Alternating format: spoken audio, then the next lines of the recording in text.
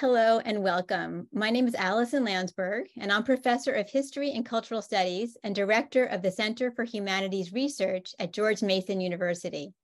It's a great pleasure to welcome you to our second annual symposium, which takes as its subject our theme for this year, Connecting, Not Connecting.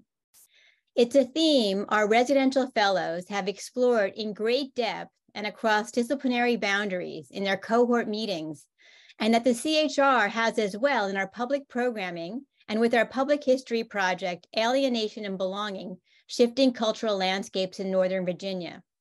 We continue this collective inquiry at this symposium, beginning with our keynote address tonight and over the course of tomorrow's 3 panels starting at 9:15.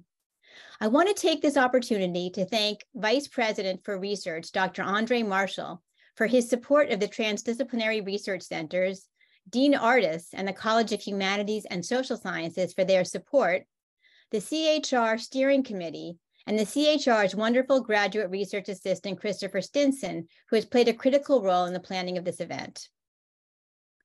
The idea of connection has multiple valences for the humanities: critical and utopian, historical and contemporaneous. Connection might imply community, which at once signals voluntary affiliation, and also its opposite, forms of exclusion and non-belonging. Community can empower people through forms of social and political solidarity. It can serve as a foundation for people's sense of belonging and identity, but it can also compel conformity, defined by antipathies and cleavages, or as naturalized obligatory belonging. Notions of communal or collective responsibility can serve as a basis for recognition of structural ills and their redress, but they can also become the basis for group stigmatization. Communities can be undone through acts of violence, through ideological provocation, or through the struggle over territory. Equally, they can be undone by the slow attrition wrought by social economic forces, such as gentrification, the passing away of unions, the loss of jobs, or the demands of new forms of labor, by the emergence of disease, by environmental and demographic changes, or by the impact of climate change. As a provocation, we ask, might there be alternatives to community, new imaginative forms of working, organizing, or living together? It is on this note that I have the pleasure of turning the floor over to my colleague and CHR Steering Committee member, Professor Alok Yadav, scholar of Restoration and 18th century British literature, nationalism, imperialism, and literary culture, post-colonial and world literature, and author of Before the Empire of English, Literature, Provinciality, and Nationalism in 18th Century Britain, who will have the honor of introducing our distinguished keynote speaker, Professor Seyla Benhabib. Thank you, Alison. Welcome, everyone. It's my great pleasure to introduce Seyla Benhabib, our keynote speaker for this year's symposium. Professor Benhabib was born in Istanbul, Turkey, and grew up in that cosmopolitan world in a Sephardic Jewish family until she came to the United States for college in 1970. She received her PhD in philosophy from Yale in 1977, and then had a distinguished career at the intersections of philosophy, political thought, and law, culminating in positions at Harvard from 1993 to 2001, and at Yale from 2001 to 2020, and since then at Columbia Law School and at the Center for Contemporary Critical Thought at Columbia University. Her scholarship takes up the European tradition of political thought, especially various German strands from Immanuel Kant to Hannah Arendt to Jürgen Habermas, and places it in dialogue with modern conditions of globalization and the development of a cosmopolitan regime of law and human rights. She has been especially interested in the challenges of thinking through issues of democratic sovereignty in relation both to this new cosmopolitan horizon of universal norms and to the claims of displaced populations, whether migrants or refugees or dispossessed persons and communities. This problematic has clear resonances with our symposium theme of connecting, not connecting, formations of community, solidarity, alienation, antipathy. Professor Benhabib's talk today, Cosmopolitanism Reconsidered, takes up a topic that she has grappled with over the past 20 years at least, in books such as The Rights of Others, The Rights of Others, Aliens, Citizens, and Residents in 2004, based on her lectures at Cambridge University. Another, Cosmopolitanism, Hospitality, Sovereignty, and Democratic Iterations in 2006, based on her Tanner lectures at UC Berkeley. Dignity in Adversity, Human Rights in Troubled Times in 2011, and Exile, Statelessness, and Migration, Playing Chess with History from Hannah Arendt to Isaiah Berlin in 2018. Her work takes seriously and calls her attention to the claims of competing norms, values, and institutions, and to the political challenges of our contemporary modernity. Please join me in welcoming Professor Benhabib to Mason and to the Center for Humanities Research Symposium.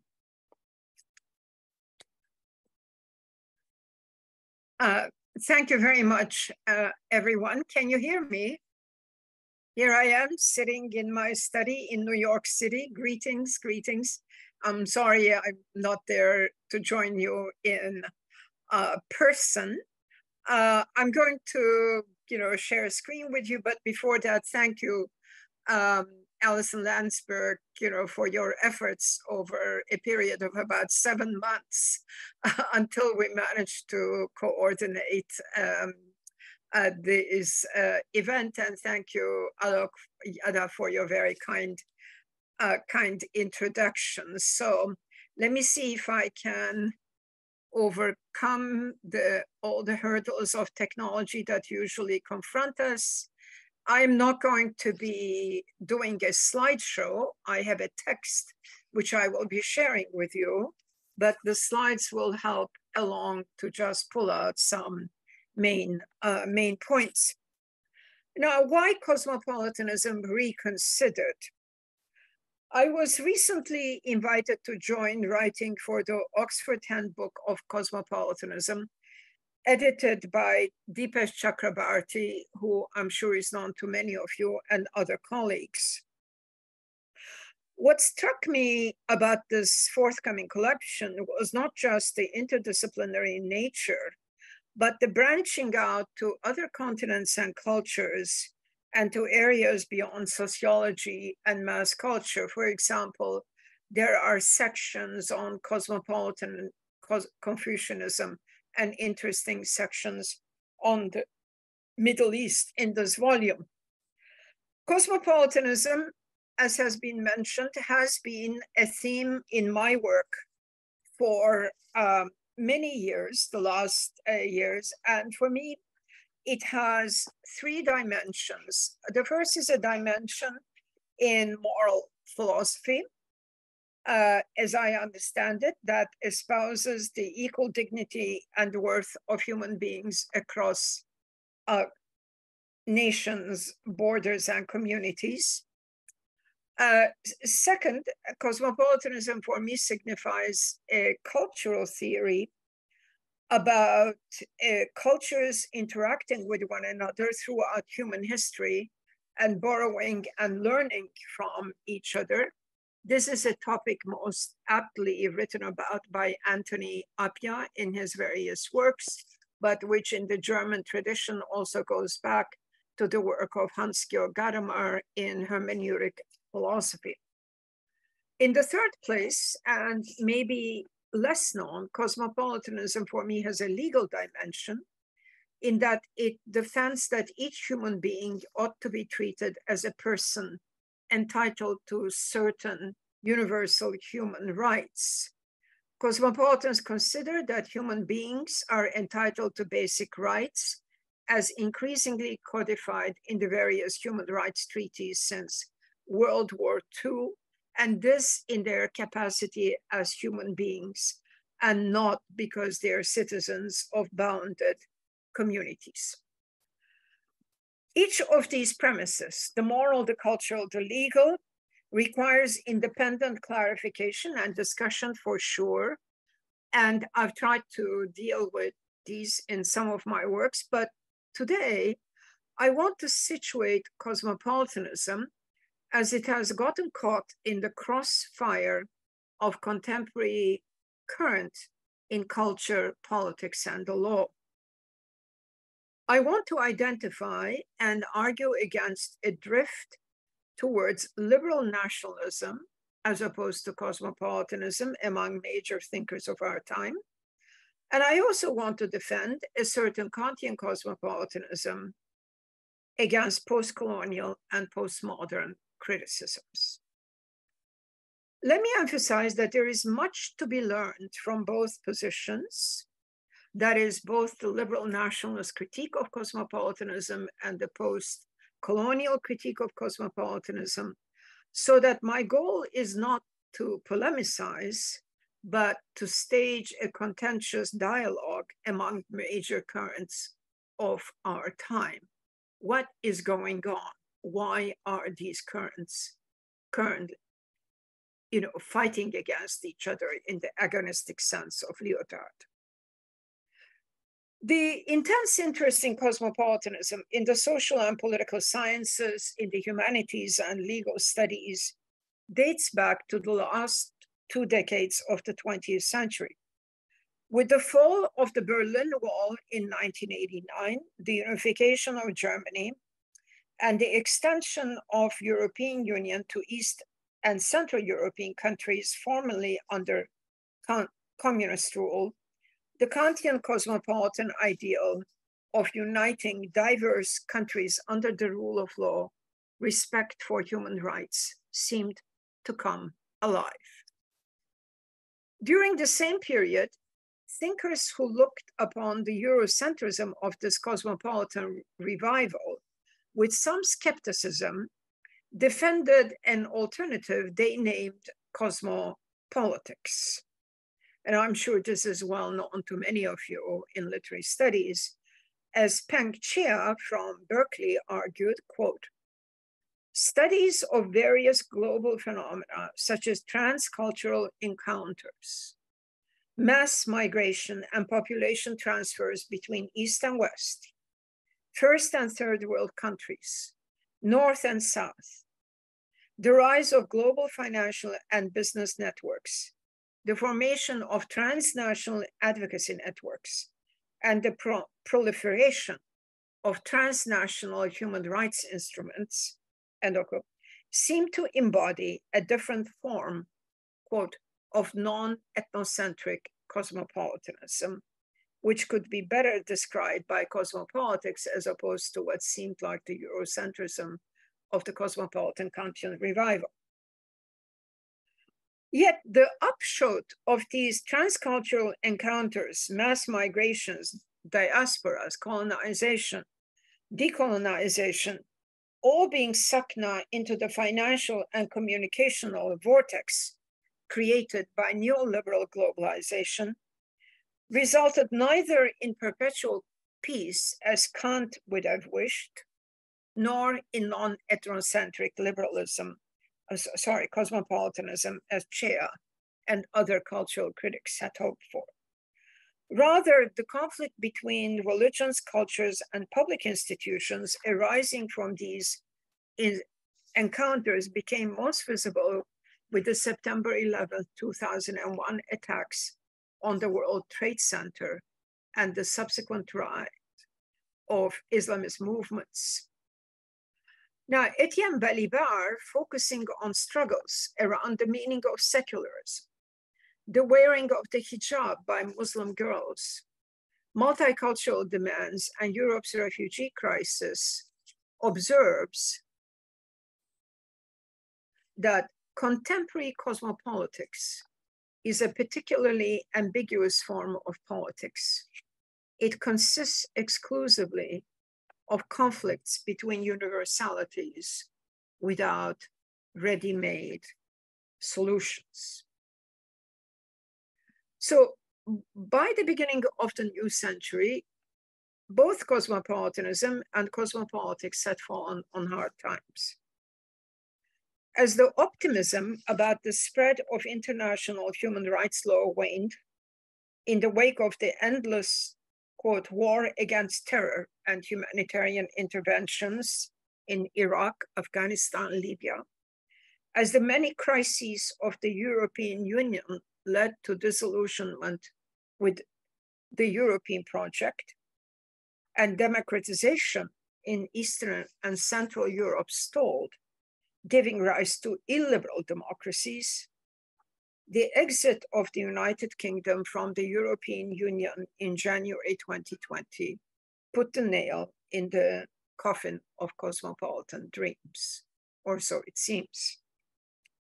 A slow and persistent rise of authoritarianism, not only in Hungary, Poland, but also in Turkey, Brazil, India, the United States, and Russia began to unfold.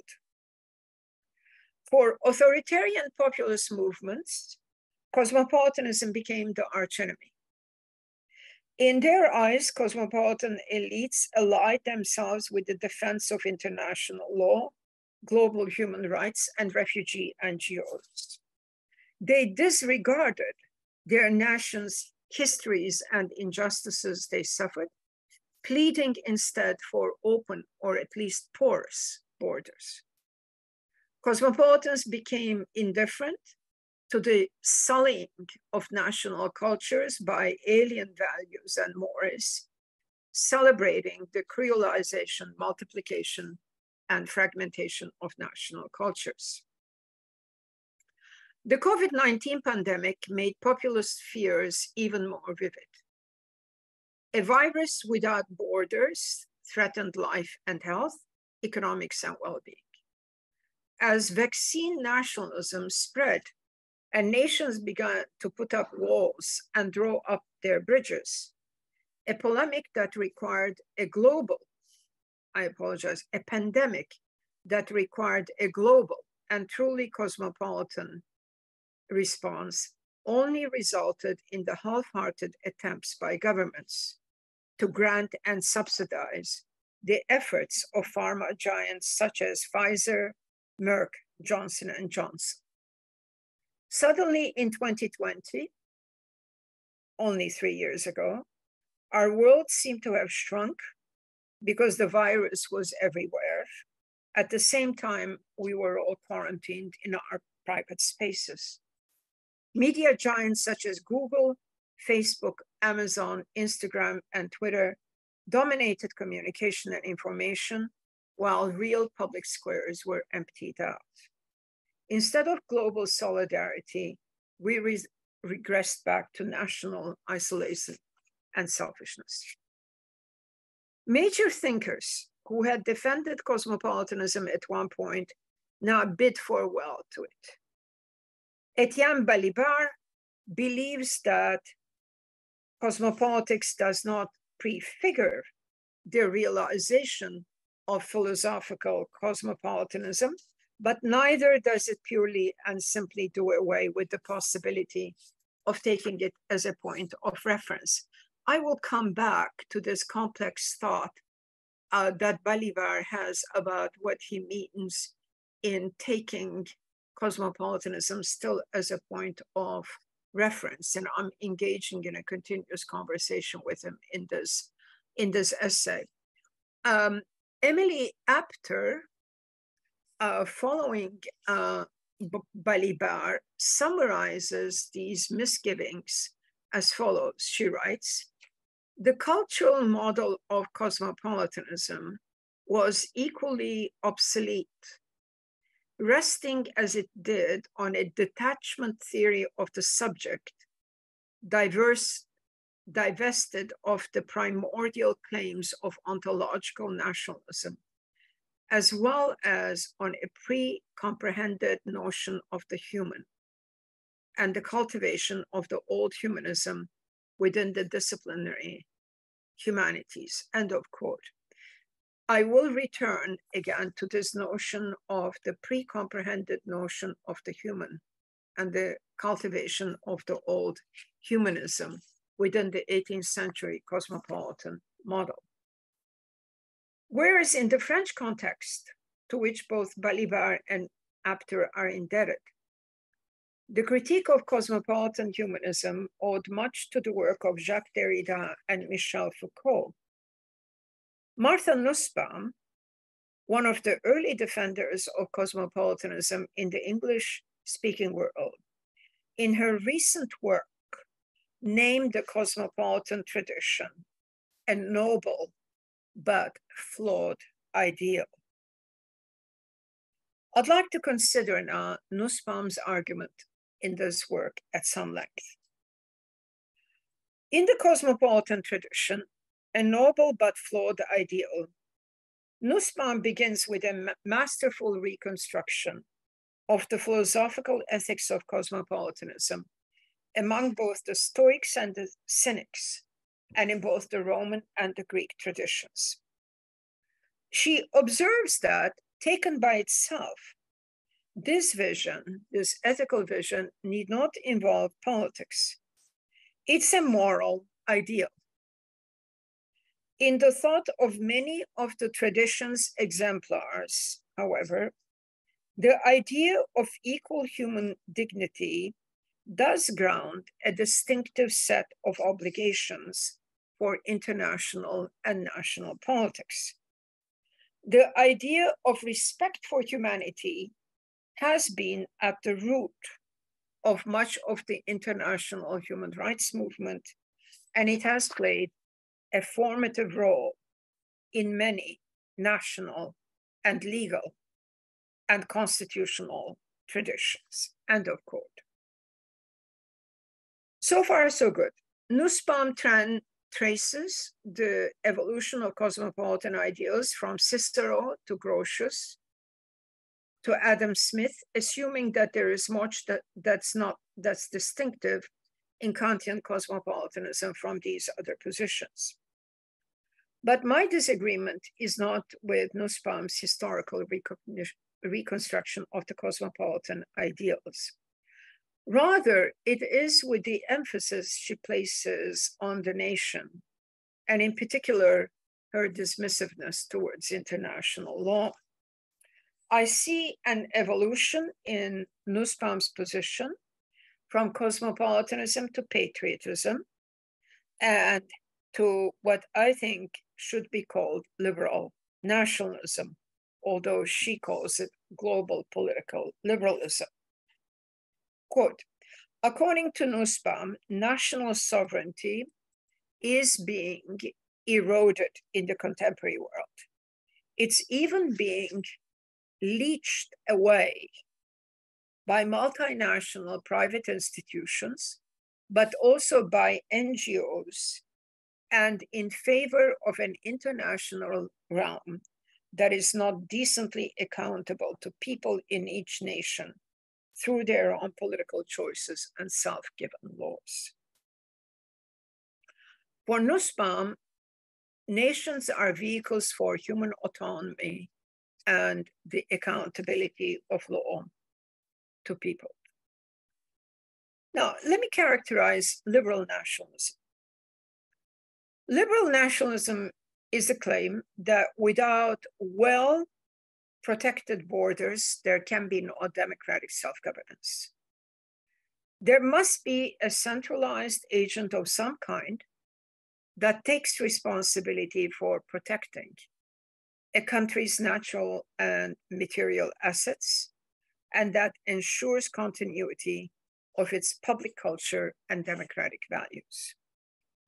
Immigration and transnational movement across borders are permitted, but the regulation of their quantity and quality remains sovereign privileges.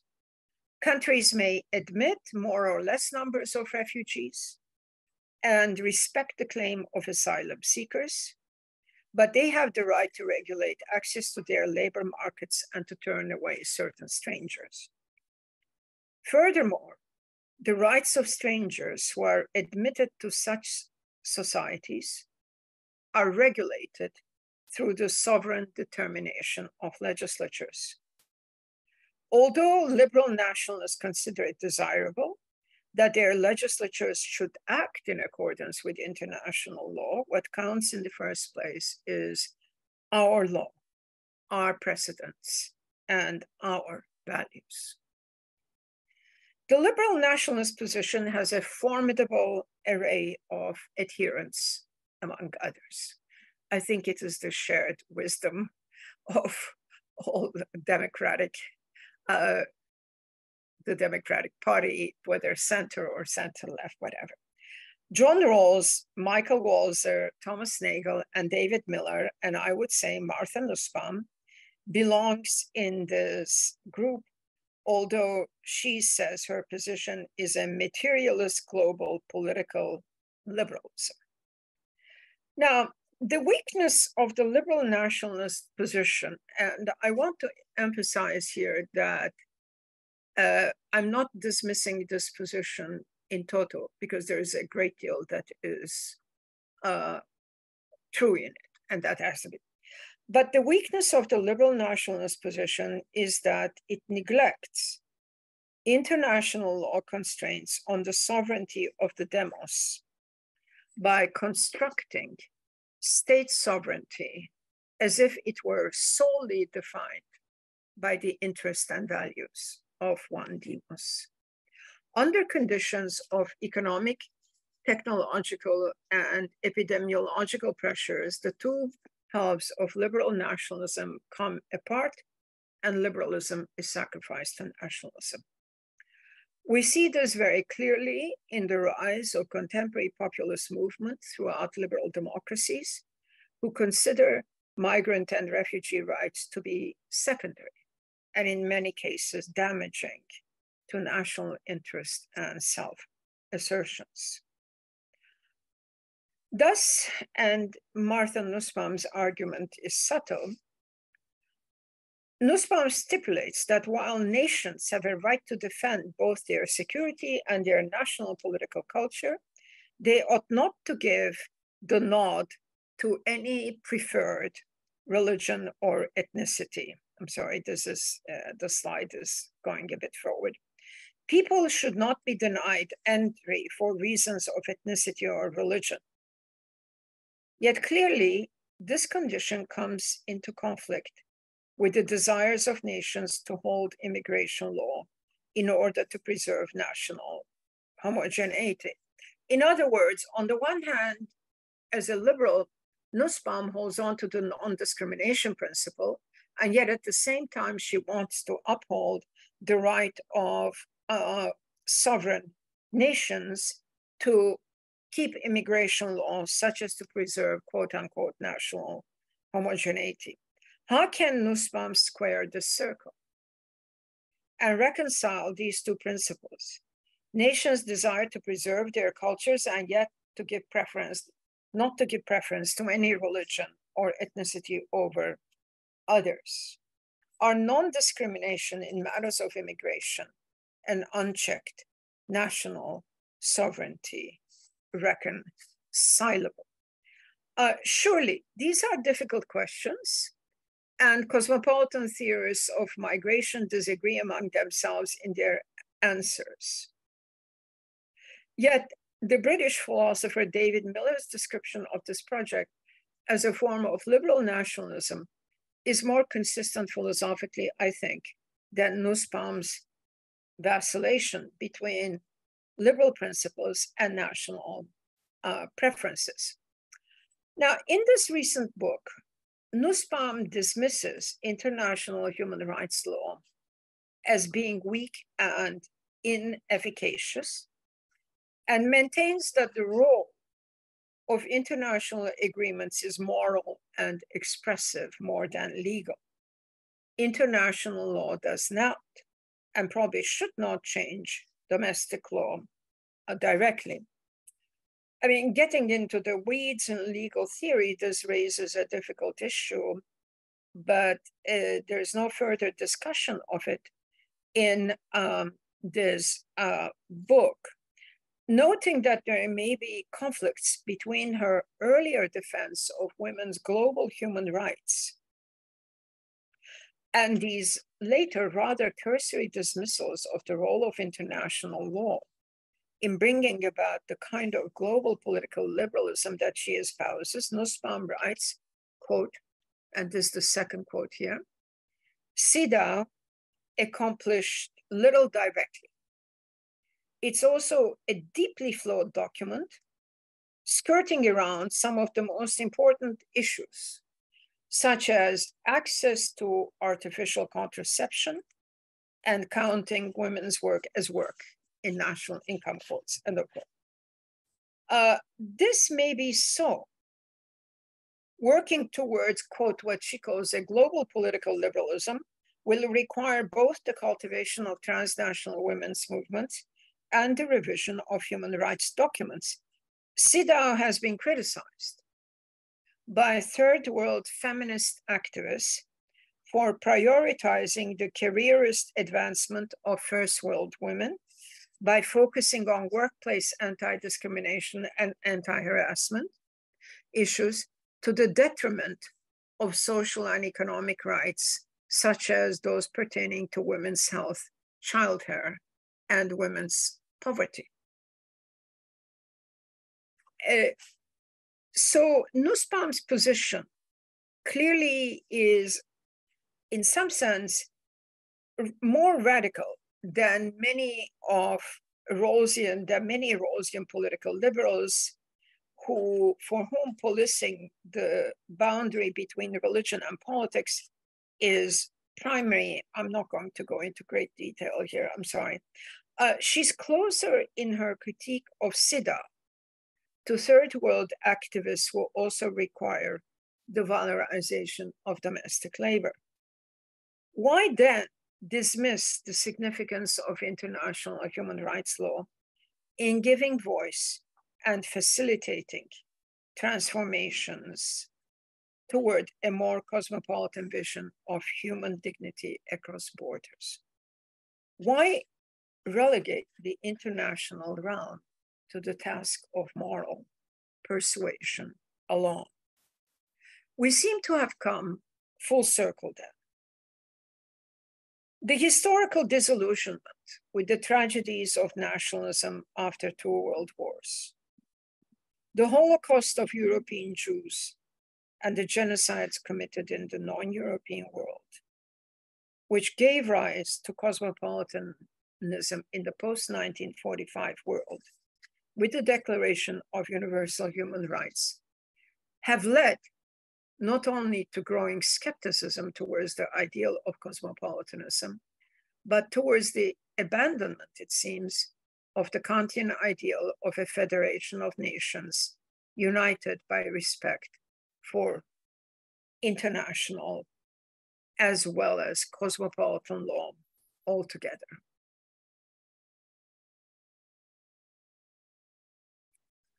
How then do we move beyond this regressive re-idealization of the nation state, on the one hand, and the rejection, in Emily Apter's words, and again, I'm going too fast, of the old humanism on the other?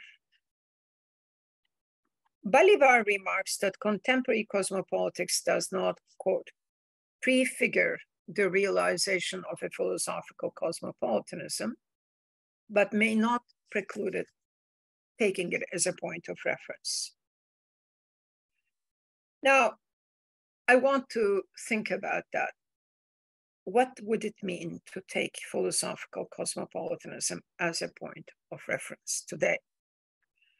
As Pauline Kleingeld notes, cosmopolitanism is a contested legacy.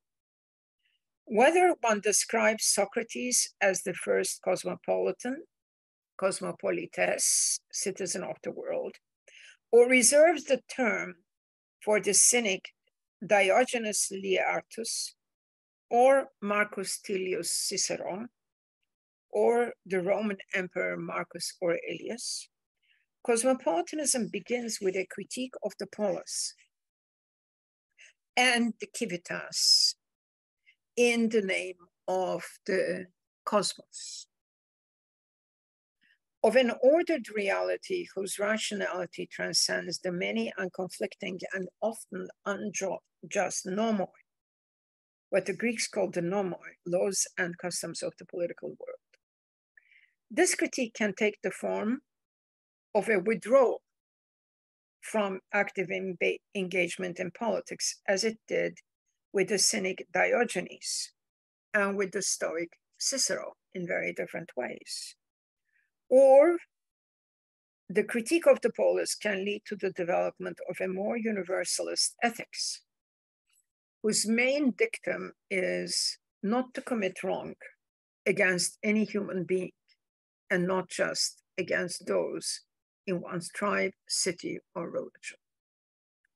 Ancient Greek and Roman cosmopolitanisms lead to a universalism, which found its eventual expression in early Christianity.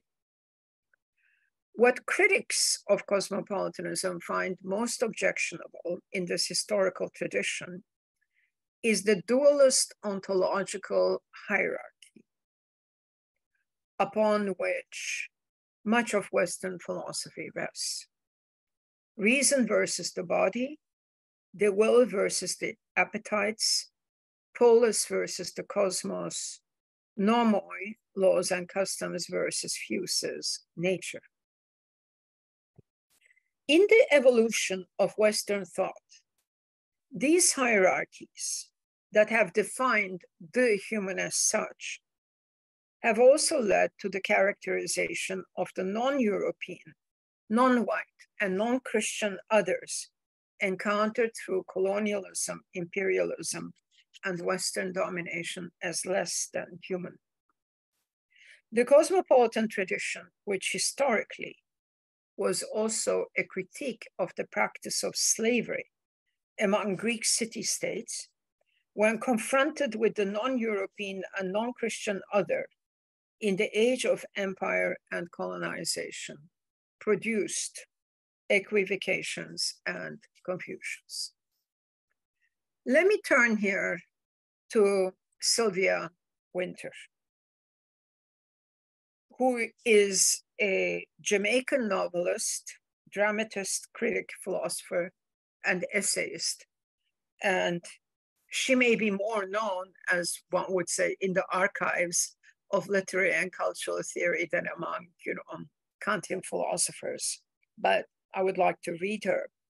She's a Caribbean intellectual who has taught at the universities of West Indies, University of California, San Diego, and was chairperson of African American Studies and professor of Spanish and Portuguese literature until her retirement at Stanford.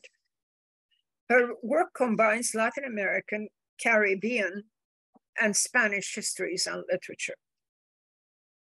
She's a most articulate representative of what I have called another cosmopolitanism in other works. Now, in her essay, Unsettling the Coloniality of Being, Power, Truth, Freedom Towards the Human, After Man, Its Overrepresentation. I don't think this is a great title, by the way, but it's a brilliant essay. Wynter gives an alternative account of the genealogy of modernity, which she summarizes as follows. One of the major empirical effects, she writes, would be the rise of Europe and its construction of the world civilization on the one hand, and on the other, African enslavement, Latin American conquest, and Asian subjugation.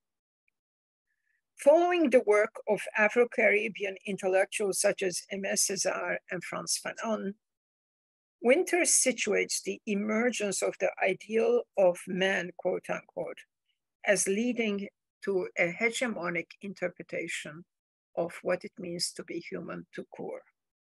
To unsettle the coloniality of dominant and dominating understandings of being, power, truth, freedom, she writes, one must engage in a redescription of the human outside the terms of our present descriptive statement of the human, man and its overrepresentation, end of quote.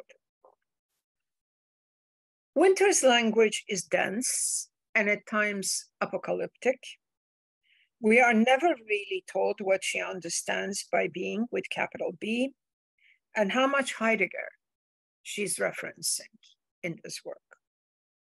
Nor are we told exactly what truth, power, freedom mean for her. Still, there is a lot to be learned from her alternative account of the origins of modernity and of the critique, quote unquote, of men in the name of imagining a new subjectivity. Let me explain. In a crucial point of the text, Winter discusses one of the famous debates between Bartolomeo de las Casas and Juan Gines de Sepúlveda in the 16th century, both Christian theologians and philosophers, whether the Amerindians conquered by the Spanish through the invasion of Central and South America have souls, or whether they could be, should be enslaved, exterminated, or converted. In Winter's telling, King Ferdinand of Spain, who set up the councils of jurists and theologians, came up with a formula that would shift the depiction of the Amerindians and the Aztecs in particular from being characterized, quote, as enemies of Christ, Christ's refugees, to being irrational because they were savages, while the Negroes, the Black people, would be defined as subhuman altogether. Confronted with the practice of human sacrifice among the Aztecs, Sepúlveda justified their devastation and domination by the Spanish crown on the grounds that they lacked reason. Bartolomé de las Casas, by contrast, would argue that, yes, the Amerindians possessed reason, but were mistaken in its right use. The proper evangelist would teach the natives the right use of reason toward acknowledging Christ and thus save their soul. By the way, this is also the period of the conversion, the first attempts at the mass conversion of the Jews of Spain, okay? And it happens also during this period, and this is how my ancestors of many generations left Spain and found hospitality in the Ottoman Empire. So this is also the period of the Inquisition. Through her reconstruction of this famous episode, the Valladolid debate, Winter reaches the conclusion that the projected sphere of otherness was now to be mapped onto phenotypical and religio-cultural differences between human variations and or population groups, while the new idea of our order was to be defined in terms of degrees of rational perfection, imperfection, as degrees ostensibly ordained by the Greco-Christian cultural constructs deployed by Sepúlveda as that of the law of nature, end of quote. We see here clearly the imbrication of classical Greek thought with Christian theology in the service of constructing man as the being endowed with reason, zoon, logon, echon, and then as animal rationale. The thought of pagan Greece and Rome is turned into an argument to legitimize the modern state's rise to hegemony. What this means, of course, is that the ideal of cosmopolitanism is now itself hopelessly interwoven with the misuse of the ideal of rational humanity in the emergence of Western modernity, colonialism, and imperialism. So what Emily Apter has called the old humanism may not be salvageable after all, or is it? There is much in this account that is valuable. And we must realize that today we cannot write the history of global modernity as the emergence of Western modernity alone. We need to take into account the remapping of the world, that the conquest of the Americas, the drive to open Japan and China to Western trade, and the scramble for Africa in the 19th century meant for the Cosmopolitan project. Kant, whose views on imperialism are often misunderstood, on the one hand, in his essay on perpetual peace of 1795, criticizes European imperialism in the Sugar Islands, Cuba and the Caribbean islands, and denounces attempts to forcibly open China and Japan to European trade. Just read the footnotes of that incredible text. On the other hand, Kant also develops a highly racist anthropology and geography. Given this confused legacy of cosmopolitanism, in the encounter of Europe with its others, defenders of cosmopolitics argued that this legacy must be rejected altogether, and a different philosophical foundation must be laid. Now, in various works over the years, I have defended a cosmopolitanism without illusions, which rejects foundationalism, but not the search for justification through reason giving in processes of what I've called communicative ethics. Surely different philosophical and normative approaches to justification, such as more pragmatist ones, are possible. But what would make the cosmopolitical project as an aspiration towards a critical utopia impossible as well as incoherent is abandoning the task of justification altogether.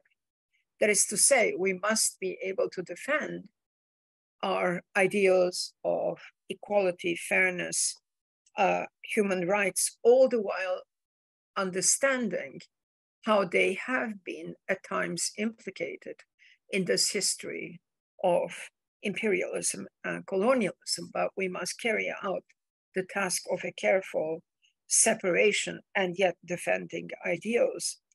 And I think that in his work on equiliberty, what he calls equality and liberty, equiliberty, Balibar offers a normative defense of this kind. So, put succinctly, we need principles and ideals to sustain a critical cosmopolitanism. It's not sufficient to deconstruct the coloniality of being, power, truth, freedom. We need to move towards the reconstructive task of articulating what I see as the principles of a communicative reason that is not based on hierarchy, in that it considers the speaker of every natural language as a being with whom we may potentially enter into a conversation and offer justification to whenever we enter into transactions with them. Now, I want to leave aside here the difficult philosophical question whether this emphasis on language is itself a form of rationalism, in that it excludes those who cannot speak or articulate themselves from the circle of those to whom we owe fundamental human obligation. I don't believe so, in that communication should not be restricted to language alone. And there are other symbolic media of communication, and the body and materiality in general, including that of animals and plants, are ciphers of communication. I have defended and embodied rationality, according to which every human being is a concrete other with an individual affectivity, memory, and bodily presence, in the pragmatics of communication, facial gestures, as well as verbal intonations and bodily movement are aspects of communication. In that sense, I do not see this emphasis on offering reason to one another and engaging in dialogue as simply a rationalist policy. But let me move from these questions about discourse ethics, etc., to the question, the political cultural question of cosmopolitanism. Gerard de Lanty observes in his very valuable book the four dimensions that have become constitutive of the contemporary cosmopolitan condition.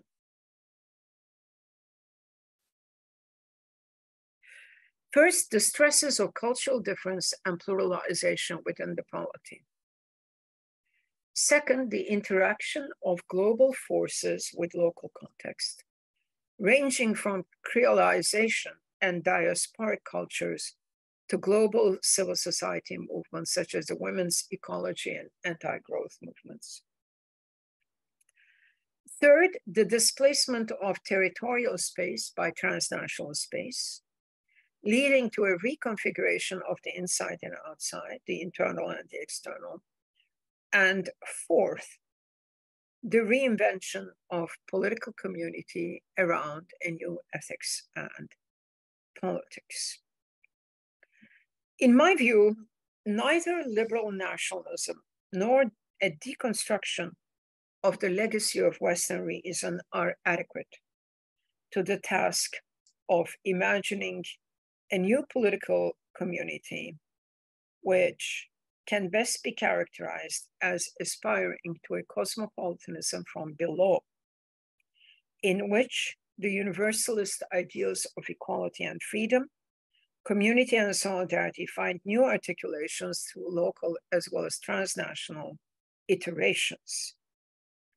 This cosmopolitanism from below ought to be an example of a new understanding of community centered around the interactions of the local with the national, of the transnational with regional movements, practices, insights, and ideas. Let me be more concrete. Just as the attack on women's reproductive freedom and LGBTQ plus people's civil and political rights is taking place in Poland and in Russia, in Hungary, as well as in Turkey, so too must the resistance to such attacks be organized in local and transnational, regional, as well as cosmopolitan terms. I should add Uganda, of course, to this list. Just as the attack on Kashmiri Muslims who are increasingly robbed of their Indian citizenship resistance to it has to be organized locally as well as transnationally. So too must the struggle against the beating of a handicapped African migrant last summer in Italy be organized transnationally and locally. Cosmopolitan solidarity with the other goes beyond the dichotomies of East and West, North and South, to defend the right to have rights, in Hannah Arendt's words, on a global scale. Just as the continuing deforestation of the Amazonas is an attack on the health of the planet as a whole, it is also an attack on the way of life of the native peoples of this region. Just as the land grab by multinational corporations, as well as governments like China, of hundreds of thousands of acres of land, water, and other natural resources in Africa is not only an attack on the environment, it is also an attack on people's democratic rights to be able to control their own land and resources. Resistance to such land grabs will require cosmopolitan solidarity from below. So, contrary to cosmopolitan anxieties and populist denunciations, this project is not over. If anything, it has to be realized on a truly global level through movements that do not aspire to speak in the name of a single universal, be it man, the working class, the dictatorship of the proletariat, what have it, but movements which construct a new imagination of a differentiated and non-identitarian humanity, for whom the distinctiveness of self and other is a source of creative tension as well as struggle. In this new articulation of cosmopolitanism, we may find pathways towards not only a global ethic and politics, but to a planetary one as well. The ancient Greek Stoics, who identified the cosmos with reason, nous, did not think of such reason in Cartesian terms as rendering us, as what Descartes said, maîtres et possesseurs de la nature, masters and possessors of nature. Nous was rather a form of mindfulness in synchrony with nature. Even for Aristotle, one of the so-called old masters of the dualist ontology, the movement of the heavens presented an image of eternity, which mind contemplating itself could only poorly approximate. Mind and the cosmos mirrored each other. For the much maligned Kant as well, there is an important distinction between the Welt and the Erdkugel, the world and the globus. His political cosmopolitanism envisages the building of institutions in a world which we share with others. But one of the moments of ethical realization that leads us towards cosmopolitanism is the recognition that because the surface of the earth is spherical and we cannot extend on it infinitely, and that sooner or later we will encounter other beings just like ourselves with whom we must learn to share this surface. So this moment of sharing with others of the surface of the earth is a moment of moral awakening and could form the missing link between worldly cosmopolitanism and an ecological ethics of planetary interdependence. In conclusion, despite growing disillusionment with cosmopolitanism for some, and despite its polemical rejection by others, cosmopolitanism indeed remains a noble ideal, in Nussbaum's words, with much power to illuminate our present and future struggles. I thank you for listening, and I look forward to the discussion. Thank you very much.